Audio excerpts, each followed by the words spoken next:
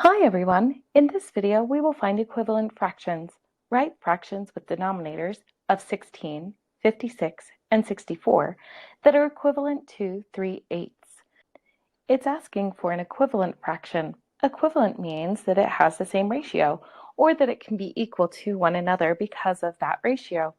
And so I'm going to set this up equal to another fraction and replace the denominator with one of the three that we've been asked to do.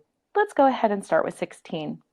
Now that I have it set up to be equivalent with the new denominator, we need to look at what we can multiply to the first numerator to get the second numerator.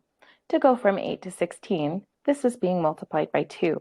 If that wasn't something that you could figure out on your own, you can take the second numerator or denominator and divide it by the first one. 16 divided by 8 is 2, which tells us that multiplying 8 by 2 will give us 16. Now, to keep the ratio the same, I need to multiply the numerator by the exact same factor. So I'm going to multiply 3 by 2 as well. This will give us a new numerator, which will be 6 over 16, and this is now an equivalent fraction to 3/8. Let's find the next one. 3 over 8 with the equivalent fraction with the denominator of 56. 8 times something will give us 56.